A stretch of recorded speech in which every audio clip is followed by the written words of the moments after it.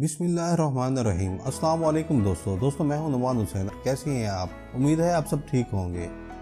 मैं लाया हूं आज आपके लिए देगी स्टाइल बीफ अचार गोश्त की रेसिपी। कमर्शियल अचार गोश्त मिसाले की असल और ऑथेंटिक रेसिपी। अक्सर लोग अचार गोश्त के लिए डब्बे वाला मिसाला यूज़ करते हैं, जिससे अचार गोश्त का जायका मज़े का नहीं आता। लेकिन मैं आपको घर के आम मिसालों के साथ बनने वाला कमर्शियल अचार गोश्त मिसाला बनाना सिखाऊंगा, जिससे आपके अचार गोश्त का जायका बहुत ही ख़ास हो जाएगा और आपकी महंगे डब्बे वाले मिसाले से जान छूट जाएगी। आज की ये रेसिपी बहुत ही ख़ास है क्योंकि इसमें एक टिकट में दो मज़े हैं। तो आपने वीडियो को कहीं से स्किप नहीं करना, वीडियो को आपने पूरा देखना है। चलते हैं मेकिंग की तरफ। बिस्मिल्लाहिर्रहमानिर्रहीम।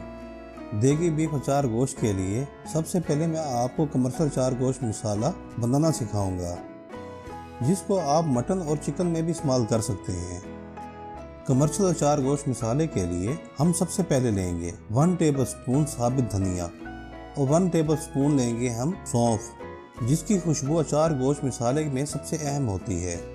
अब हाफ टेबलस्पून हम इसमें डाल देंगे साबित सफ़ेद ज़ीरा और 1 टीस्पून जाएगी इसमें कलवंजी, और साथ ही डाल देंगे इसमें 1 टीस्पून मेथी दाना और हाफ टी स्पून इसमें जाएगा राई दाना। दोस्तों ये बात आप नोट कर लें कि जब हम इन मसालों को पीसेंगे तो इनका पाउडर नहीं बनाना, बल्कि इनको सिर्फ हल्का सा पीसेंगे कि इसके 2 से 3 टुकड़े हो जाएं। अगर आप इसका पाउडर बना लेंगे तो ये मसाला कड़वा हो जाएगा और आपके खाने का जायका बिल्कुल बेकार हो जाएगा। चलते हैं इसको पीसते हैं और बाकी मसाले बाद में डालेंगे। इन मसालों को हम मिक्सर में डाल लेंगे और हल्का सा पीस देंगे। देखें दोस्तों, मसाले को हमने बस इतना ही पीसना है, इससे ज़्यादा नहीं पीसना। अब हम इसको किसी छोटे बाउल में निकाल लेंगे और इसमें डाल लेंगे अपने बकाया मसाला जात, जिसमें सबसे पहले जाएगा 1 टीस्पून लाल मिर्च का पाउडर और साथ ही जाएगी इसमें कुटी हुई लाल मिर्च 1 टीस्पून, और हल्दी डालेंगे इसमें हाफ टी स्पून, और 1 टीस्पून इसमें जाएगा गरम मसाला, और नमक जाएगा इसमें हाफ टेबल स्पून। ये हस्बे जायका है। और अब हम इसमें डालेंगे चुटकी भर के टाटरी और साथ ही डाल देंगे हाफ टी स्पून पीसी हुई काली मिर्च। अब हम इन सब मसालों को अच्छी तरह से मिक्स कर लेंगे। दोस्तों ये बात याद रखिएगा कि मसालों की ये क्वांटिटी 1 किलो बीफ के हिसाब से है।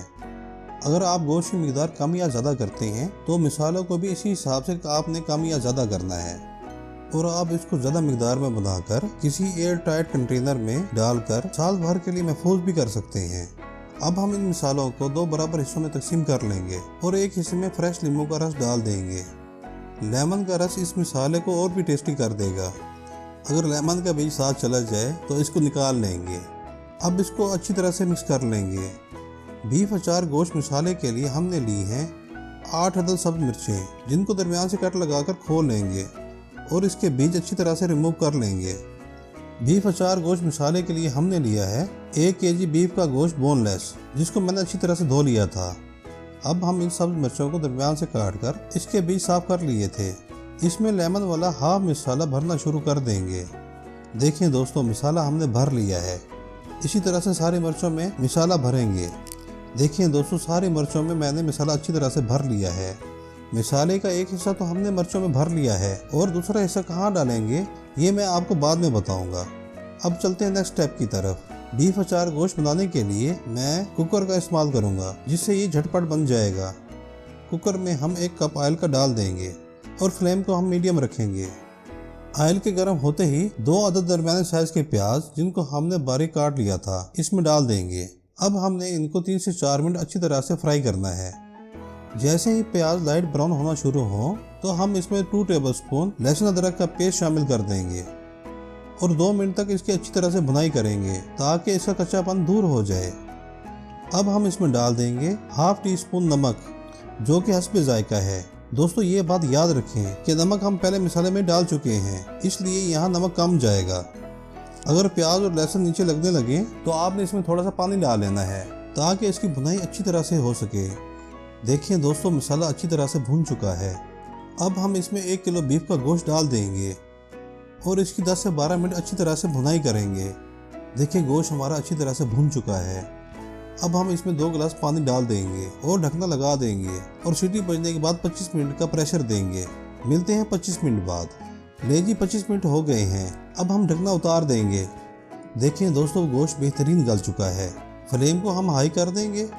اب ہم اس کا تھوڑا سا بچا ہوا پانی بھی خشک کر لیں گے۔ دیکھیں جی دوستو پانی کچھ حد تک خشک ہو گیا ہے۔ اب ہم اس میں 1 کپ دہی ڈال دیں گے جو کہ تقریباً 200 گرام ہے۔ جیسے ہی دہی اپنا پانی چھوڑے ہم اس میں اپنا باقی بچا ہوا مسالہ ڈال دیں گے۔ اس ریسیپی میں ہم اس مسالے کے علاوہ کوئی اور مسالہ یوز نہیں کریں گے۔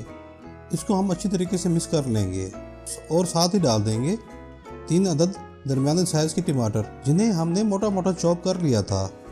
اب ہم اس کی اچھی طرح سے بھنائی کریں گے تاکہ دہی کا پانی بھی اچھی طرح سے خشک ہو جائے اور ٹماٹر بھی اچھی طرح سے گل جائیں۔